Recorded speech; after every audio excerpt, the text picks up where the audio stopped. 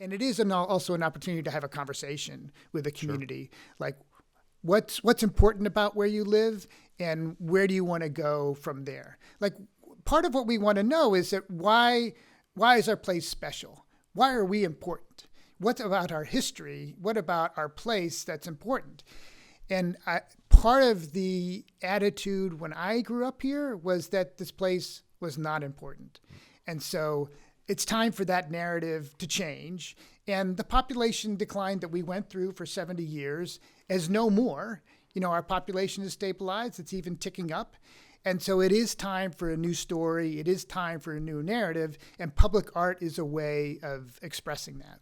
I think we agree with that, certainly in full, and we understand that perspective well from the Heart and Soul process, also from our West Scranton neighborhood plan, much of the survey work that we had done, the research work. And when the public hears us sometimes talk about these neighborhood planning efforts, what we like to stress and really showcase is that, much as you're talking about with having the conversation, is we talk to the community and we talk to the people in those neighborhoods and those cities, wherever we're doing the long-term planning, and we say, what do you want? What are the stories that are important to you? What's the history?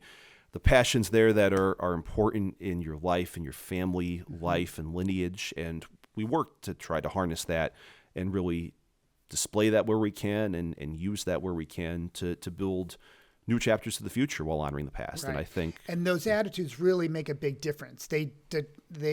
Your amount of civic engagement really does make a huge difference in your community. And I do feel like if we have a bad attitude, that puts us on the sidelines.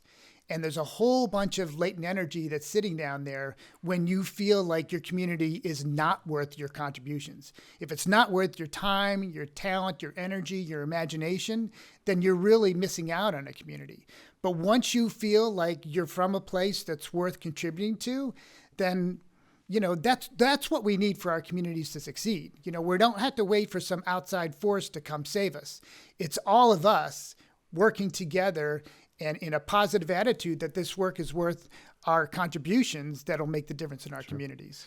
We couldn't say it better. So, and obviously we know you and you know us, so we work on that same page every day really together, doing these good things. But the more buy-in we get from the community and the more enthusiasm we get, the better the work product is and the better the community is at the end of the day. So we appreciate it. And again, we harness that same sentiment.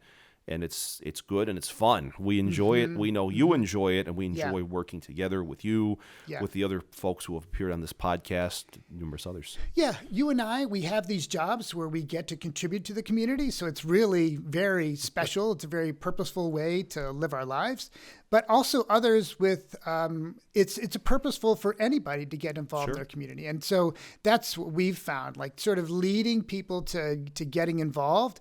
It's not only good for the community, but it's good for us personally. Of course, sure. Yeah. That's something that I think we believe in here, and and I personally believe in Parker likewise, that everyone's capable of making a difference just through the basic things, the basic engagement, the talents that they already have. Sure, all of the good work that they do, no matter what field that's in. All legitimate work is good, and we believe that every job is important, every person is important in the community, no matter how old they may be or what they may do for a living or where they've been, whether they've been here for decades or they just got here recently, whatever their story may be.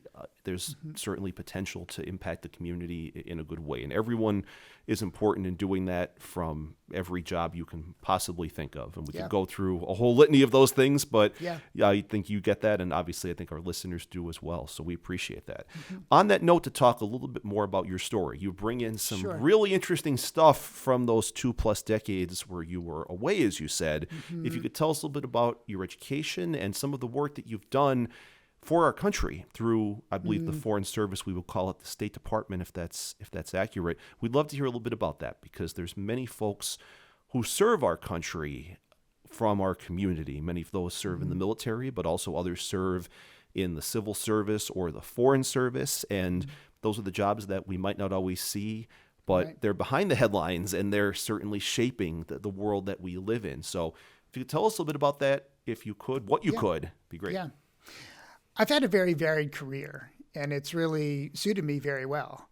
So when I left, I went to school for architecture.